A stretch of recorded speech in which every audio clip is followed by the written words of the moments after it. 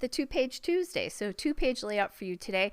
I'm going to start out by mounting these 6 photos on this leaf paper. It's the Lawn Fawn Fall Fling Kyle paper.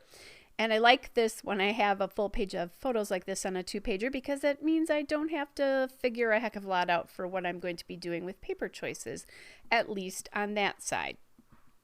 So my daughter-in-law gave her dad a fishing charter for his birthday, and then she went along because she loves to fish. And then my oldest grandson went with them too, and they had a great time. So into the album these photos will go. So that is the left side. Then on the right side, I'm going to use that Doodlebug Petite Prints, my favorite Petite Prints paper, in the blue jean dot stripe as the background.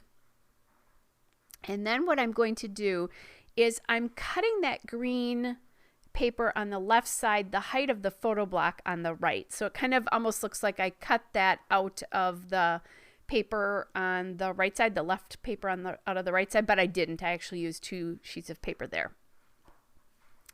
And I suppose to, save myself some paper, I could have, cut the pieces off and then backed it on another paper on the right side, but I have plenty of pattern paper. Then I have this cut file that I've already backed. That is from Confessions of a Paper Addict. There is an Etsy shop. It's COAPA. And there's also a Facebook group where you can get this cut file and lots of other great cut files. So I'm playing around with this, but I'm having some problems because the line that the fish is on is so long that it's making it hard. So I'm just going to cut that off and then shorten that up to fit a little bit better onto my layout. So I don't want to make it any smaller than that because it's pretty delicate. It would be very hard to back because it was already hard to back, like where the pole is. So in the pole, the yellow paper is just a miscellaneous scrap, and then the aqua paper, there's a little bit of aqua paper there. In the pole itself, that is Lawn Fawn Knock on Wood nightstand paper as well. And then the green polka dot paper that makes up the fish is Bella Boulevard Spectacular Pumpkin Day paper, just so you know what those are. Those are pretty tiny to see, but that's what they are. So I'm going to get out my Scotch tacky glue there so I can glue down the pole, just because it is so very thin. Get that down there, and then I can decide now the fish can lay in there pretty nicely, and then I'll just mark it. It was hard to see because the fish is, and I cut the fish out of a wood paper that is, or the pole out of a wood paper that is Echo Park America the Beautiful, and it's the dusty blue wood grain paper. You'll get to see a little bit more of that in just a minute, not to spoil it for you, but I've been really into wood grains lately. Chamel's kit last month, maybe this month, I don't remember. Her I'm trying to think, Best of Both Worlds kit had featured some wood grains, and it's gotten me really scrapping with them, and I love them anyway, but now I'm really loving them. So what I'm doing here is I have a star punch. I don't remember where that came from. It might be Hobby Lobby, it might be somebody else, and I'm punching more out of this little piece of wood grain. I just cut a 6x6 piece, and I'm just going to cut out a bunch of stars here. I could have used, I'm sure I have some fish embellishments, but I've done a lot of those on fishing pages lately for a vacation that they took. So I wanted to do something a little bit different on this one. So I'm adding these wood stars, 3 of them on each of the pages.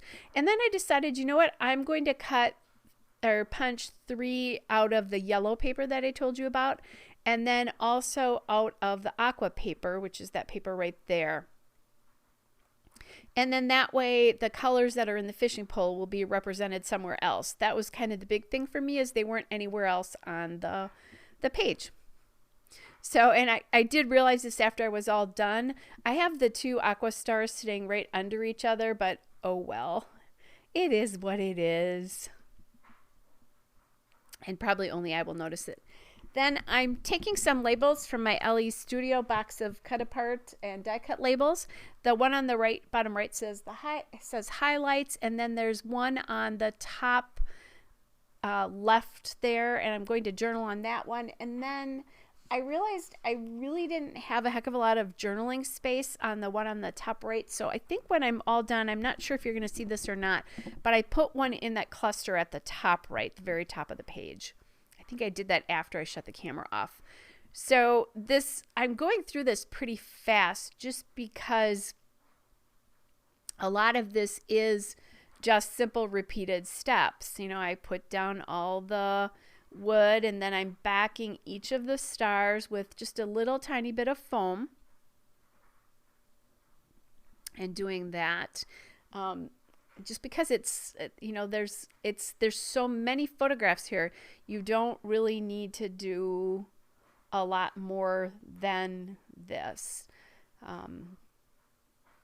within the within the layout, just because so much of this is photo dominated, which is great. That's the whole point of this, right? Is that we want to preserve the memories that the photos are attached with, I guess, or attached to. So this is the cluster that's going down, where I'll put the third label in later on.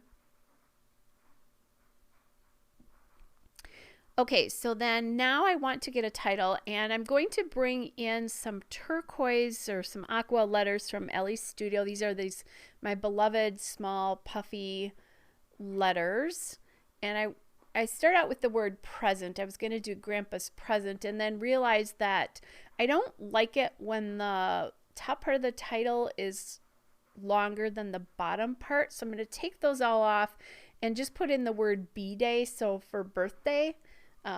You know, I think that's a recognizable kind of way we handle the word birthday sometimes. And that will be just enough then to make it so that the word present can go on there. And I have a lot of those. I just ordered a bunch more of that color because I was running out.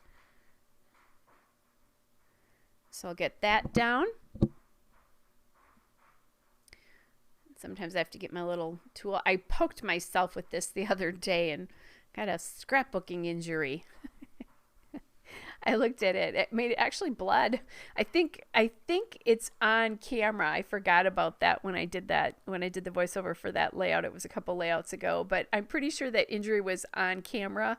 But I managed, it happened more towards the end, so I managed not to get any blood on my layout, because that has happened before, and then that's an opportunity for embellishing, of course. All right, so there's Grandpa. We'll get the grandpas down, and I'm really getting fairly close to being done here. Okay, so now I do want another texture on here. So I'm going to grab these matte, and I've been using these matte dots from from Freckled Fawn quite a bit lately. I think I said in one of my previous videos that I bought them on clearance, didn't realize that they were matte. They're kind of fuzzy. I do prefer the enamel dots, but since I have these, I'm going to use them. They're a different texture than I guess what I'm used to in the enamel dots, which is fine too. That's not a problem at all. But, you know, use what you have. I don't want to not use them. They're fine. All right, guys. So here is the still shot and a couple of detail shots. Hope you're all well, and I will be back with another layout again soon. Bye, everybody.